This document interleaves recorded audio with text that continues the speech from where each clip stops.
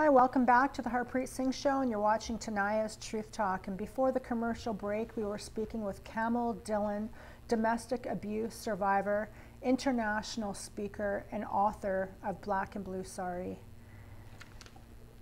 Before the commercial break, you were mentioning how the saris are to cover up a lot of black and blue bruises.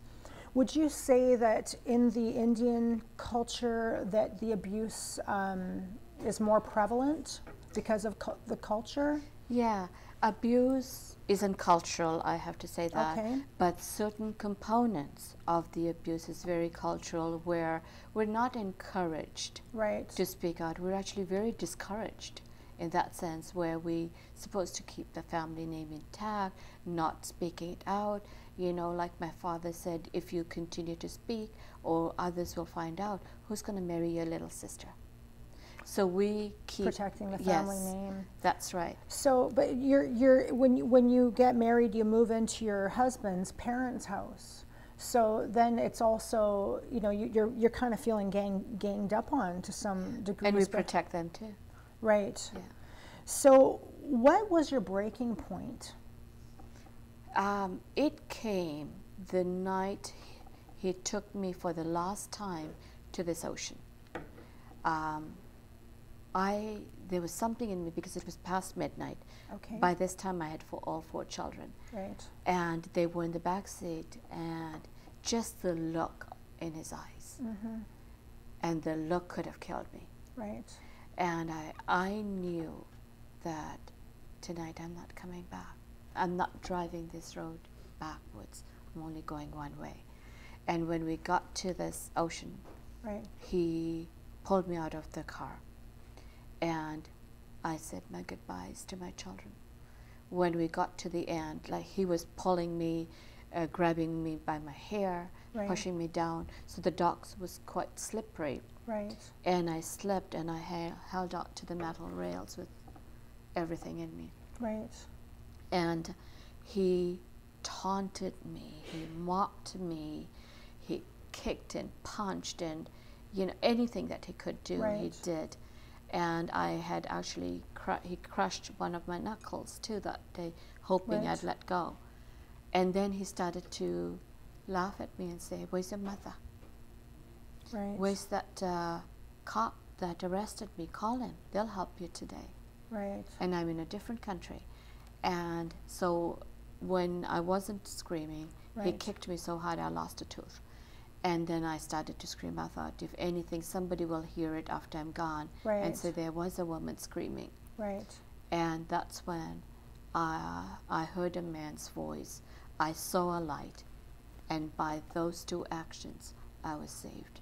And that brought me to a point where I decided I wanted to live.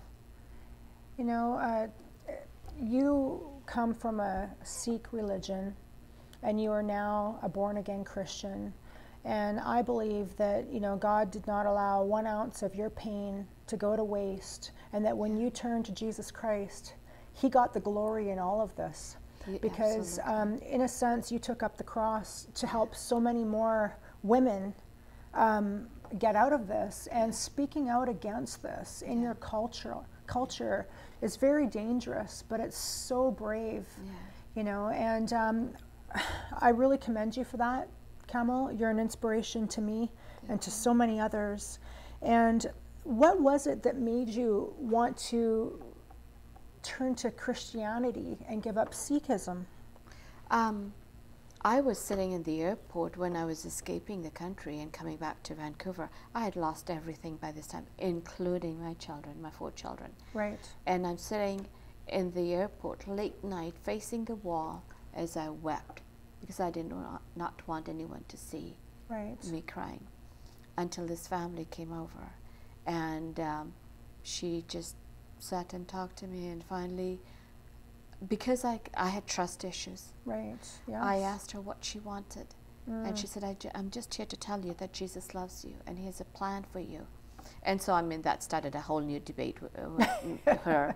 And finally, because she wasn't leaving, I said, "What do you want?" She goes, "Can I pray for you?"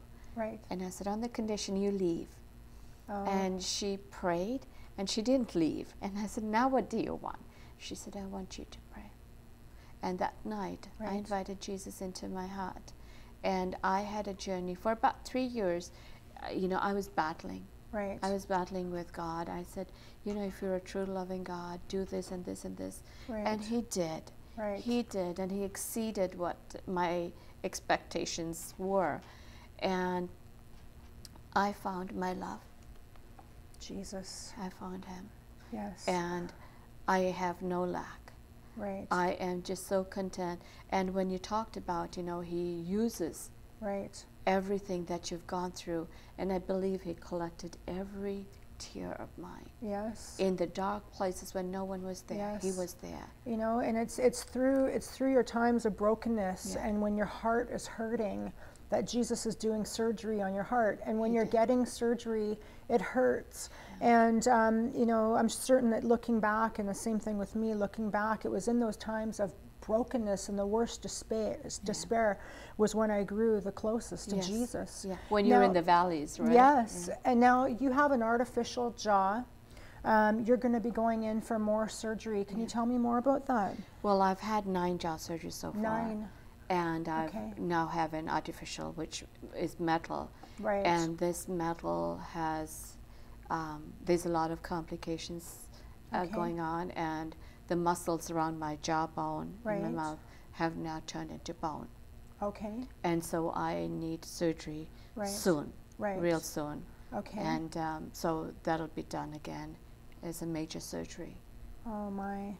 And you're doing a lot more speaking out. Recently you were just speaking at the BC Leadership Prayer Breakfast, and there was over 1,000 people. So if anybody wants to get a hold of you to do any public speaking on domestic violence, your website is theblackandbluesari.com.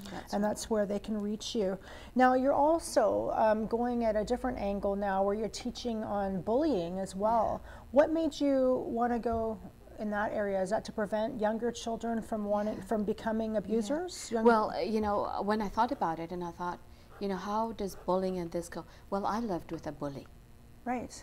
And there's no different, kids go through that. Right. And so as a mother of 4 children, I know what the children go through because they come home and they tell me, but they were very careful in saying, Mom, please don't do anything because you'll make it worse. Right. And not doing anything is making it worse too. Right. And so I decided, and my oldest daughter also speaks out against bullying. Right. And if we don't speak out, we're actually sending the wrong message. Good for you. To the bullies and the abusers that we're okay. But I'm saying we're not okay. We are going to make noise. We are going to expose you. Well, one thing I've learned over the years, and especially being that I'm a martial artist, is it's always that the bullies are the weakest. That's right. They're a chihuahua with the bark of a pit bull. That's right. And so how is your life today? It's kind of crazy busy. That's which good. Is what I like. Yeah. And I'm also working on my 2nd book. Now, when I saw your first book that you were working on, I spoke to your son, and I asked him if he had read the book, and he said no. I cannot stand to read it.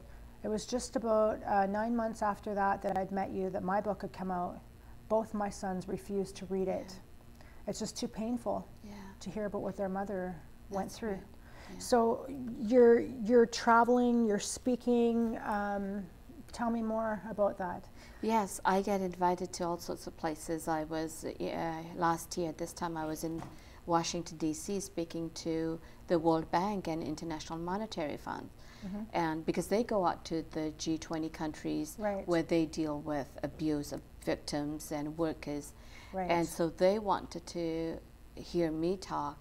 And so I've done a lot of television. I've done a lot of seminars for different, and I go into schools. I go where, I'm so comfortable with the little ones and speak to them. Yeah. Right. So.